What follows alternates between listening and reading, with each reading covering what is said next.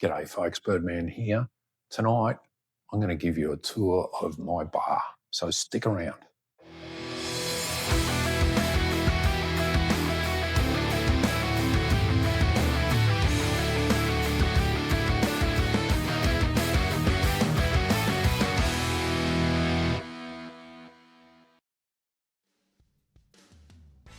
Alright, howdy folks. Hopefully that's not too zoomed in on this ugly mug. But let's kick the tour off and we'll start with the pool table here. So this is actually a Brunswick contender American pool table. Bought this for the wife for our 15th wedding anniversary. She is the pool shark in the family. Let me tell you, she can play. So I've taken many a hiding on this table over the journey, and I'll tell you what, look what I've just noticed. We've got a light out on the pool table, so I'm going to need to replace that one. How about that? Over here, we've got the TV and also our Birdman's Bar and Grill neon sign. So don't have the TV on at the moment, but not much on the box anyway. So we move over here, and this is probably what I'd describe as the wall of disappointment. So as a Melbourne Footy Club fan, in 2021, it was probably one of the most dominant performances you'd ever see after half-time. 100-7, I think it was, after about the halfway mark of the third quarter against the Bulldogs, poor old Bulldogs, copping that. But after that, I kept sticking up post-it notes and earmarked this space for another premiership poster to be framed, but as you can see here, I've had to scratch those out because it's been year after year after year after year this year of disappointment from my footy club. Over here, the premiership memorabilia. Just panning to the right now, we've got some pretty cool patent pictures. It's a patent from the US Patent Office of a corkscrew, so we're serving wine in here. We're also serving beer, so that's a beer apparatus, and then we're also serving spirits.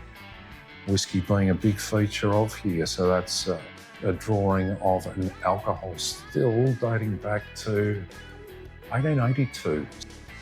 Yeah, pretty cool. Just a nice piece to have on the wall there. I'll zoom out a little bit. As you can see, there's a stack of number plates from the US. My wife is formerly an American, now only an Australian citizen, so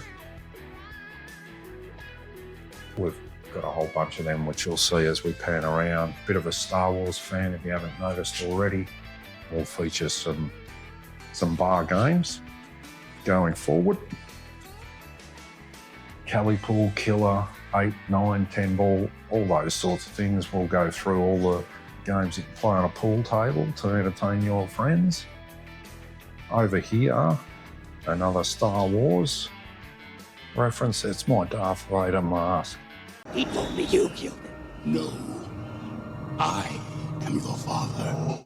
Yeah, big Star Wars fan, as you can tell. We've got the Texas Longhorn up here, pretty cool piece just to have on the wall. And in front of us here, we've got the 60-in-1 vertical arcade machine. You can see Pac-Man chasing it's actually Miss Pac-Man, apologies, chasing the pellets and just got eaten by the ghost. So lots of fun, the arcade machine. Here's the couch. Standard couch, just somewhere to sit and relax while you're having a drink. And this is the other corner of disappointment in the bar. We've got an LG soundbar and a subwoofer back here that LG sunsetted from an app support perspective, which is pretty shit, LG. Just a shout out to you for your crap behaviour. We pan back and we have a look at my pop-shaped lamps. So we've sort of got those smart bulbs in there and we can do colour change. I can't quite see the way the colours sort of pan out, but you can see we've done them in 3 different shades of green. We change them up. You can see there we've got the strip light up around the top of the bar, which is just colour changing at the moment, so that's a nice effect. Turning back over here to the bar, we've got a wooden bar top. It's just painted black. I think that looks pretty classic and nice with the grey cabinets. We've got the old foot rails to, you know, while you're either at the stool, have your feet down, or just stand at the bar, you know, and just, as you do, just lean with your foot against it. That works out pretty well. And it wouldn't be Birdman's Bar and Grill video if I didn't have a drink poured. So, you know, in my own monogrammed clean can. Thank you very much. I'll take a sip now.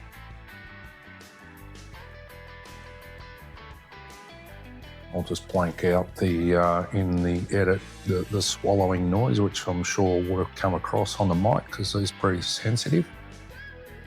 For those wondering what I'm actually drinking, it's the Templeton Rye at barrel strength, so that's quite tasty. I'll just pull back though, give you a wider look at the bar. As you can see, there's 4-tap font here, which is fully operational. It's not just for show, but it's got chalkboard backs on the tap handles, so you can actually, from the serve side, see what it is. You can see there, well, what are those beers? Well, there's a grape seltzer and an orange seltzer. The wife prefers the old low-carb seltzers.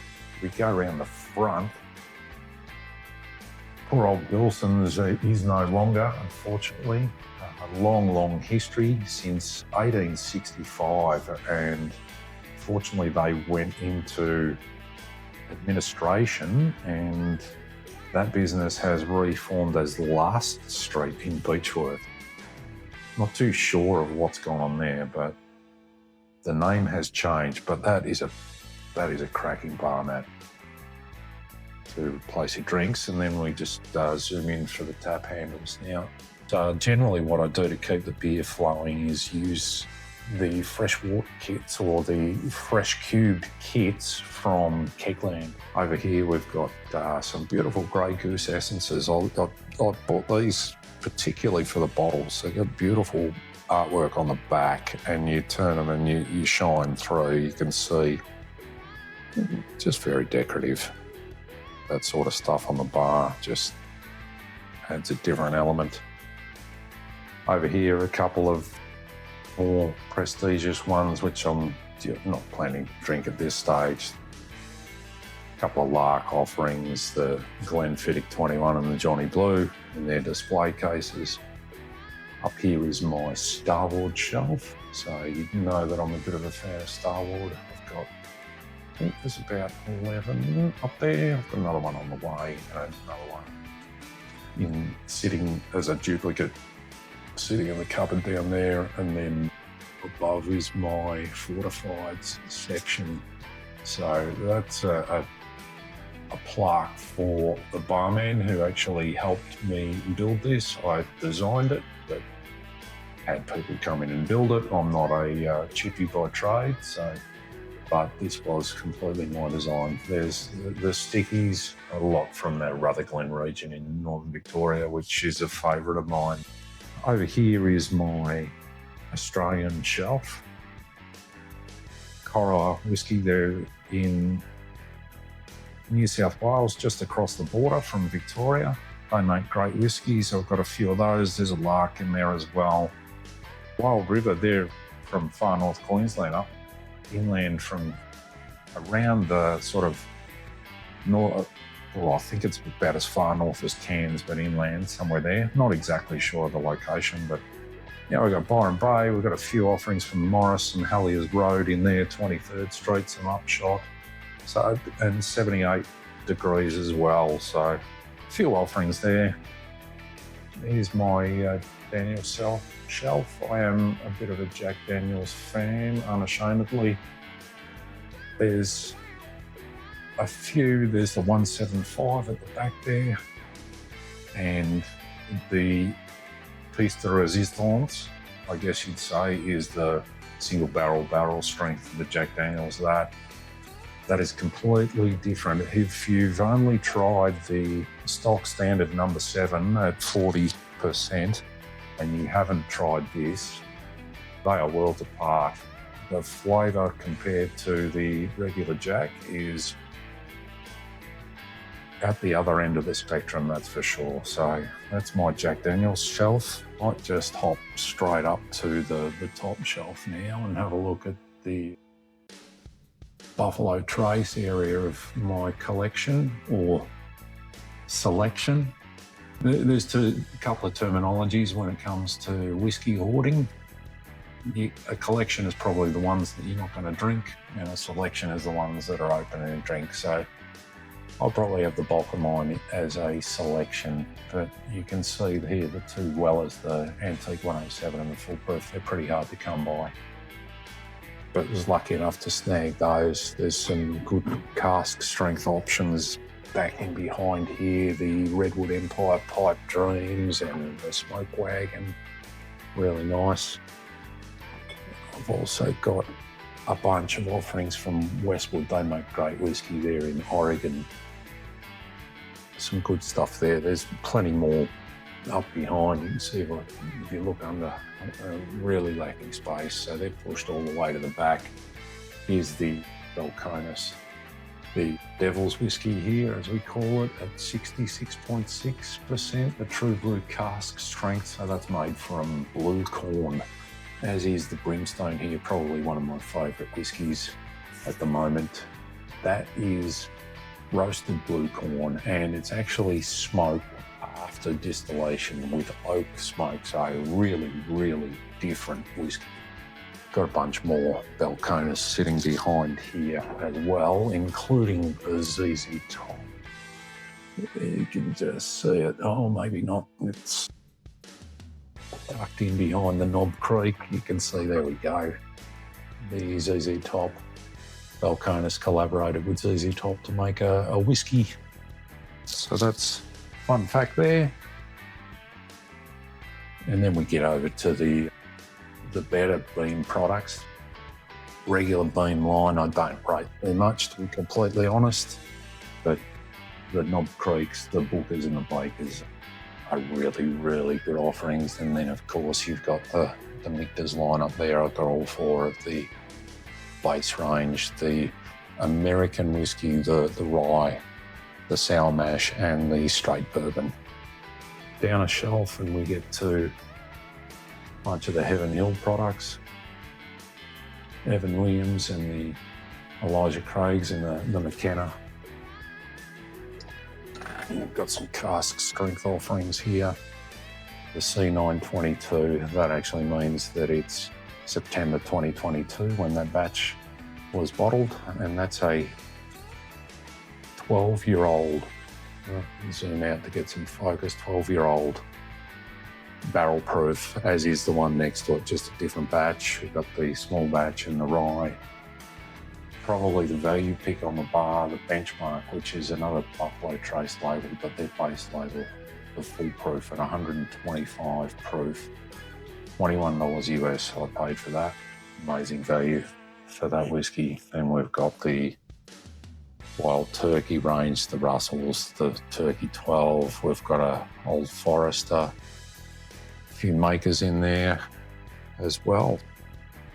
We'll drop down now to predominantly the Scotch shelf.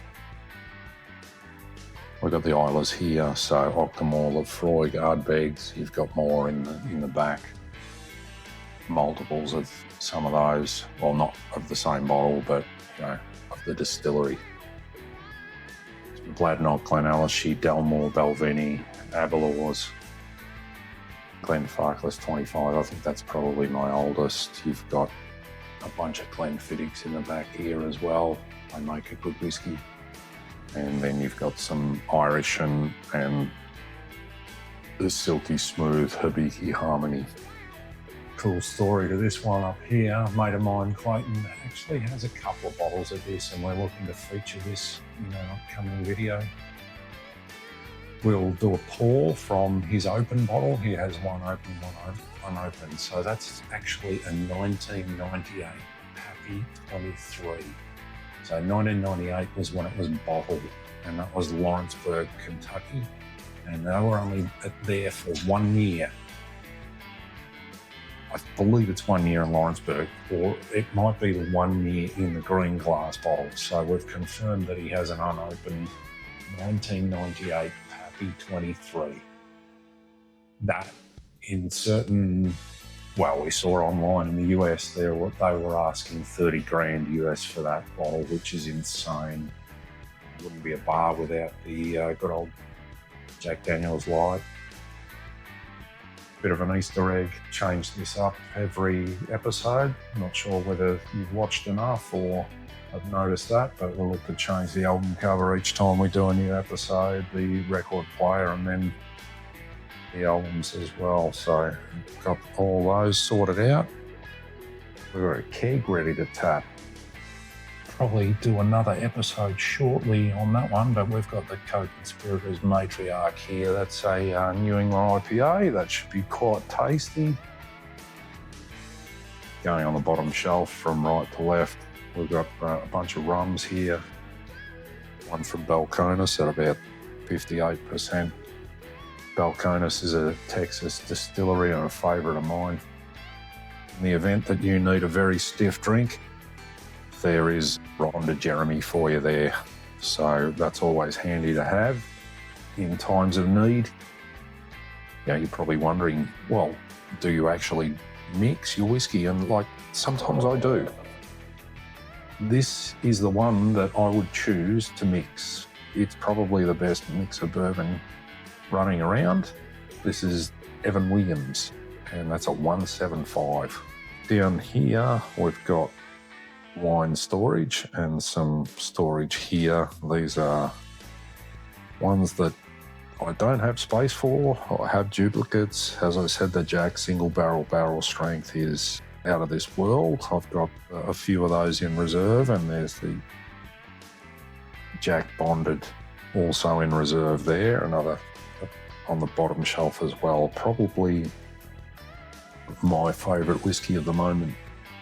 Just stepping in behind the bar. It's not the tidiest bar you've ever seen, but try to keep it a little bit neat. This is my bottle kill pile, so these are the ones that I'm trying to work through to move on. Dishwasher here. Crazy if you've got a bar like this and you don't have a method to wash all the dishes. We do have a few cocktail parties and friends over regularly to share some drinks with, and then you've got all the cabinets with the glassware. So my whiskey glasses in here, the good old Glen cans. There's the wee Glen cans as well. So for those that only want a little tipple or just want to have a tiny little taste, I can pull those out. Then we've got some of the other types of glassware. If you want a shot, well, you can blow yourself up with a shotgun shell. Tumblers over here, wine glasses, margarita, and then we've got the tiki glasses, the tiki mugs, should I say, up the top, and then the beer glass shelf. Obviously with 4 taps, you're going to need to pour a decent beer, so I've got those as well. The last piece is just a quick look into the bar fridge. It's a mess. I will do another video just to prove that, yes, there are real kegs in there. All right, so that is pretty much it for the bar tour. As a preview for some upcoming videos, I'm just going to give you a quick sneak peek of outside here in the Alfresco or outdoor entertaining area, if you like. You can see we've got the open fire there and plenty of wood stacked up. We've got the fairy lights, and over at the other end, we've got the gas pizza oven, the barbecue, and the electric pellet smoker. There's also a fridge tucked away over there. So as the weather warms up, we'll definitely spend a bit more time out here. It's a bit chilly in July in Melbourne at the moment, so most of the content's going to be coming to you from inside the bar. Okay, I think that's it for now. I appreciate you sticking through to the end. If this is your first time watching Birdman's Bar and Grill, would really appreciate a subscribe and a like. Share this with your family and friends. There is plenty more content to come, and hopefully you've enjoyed this one. So Until next time, cheers.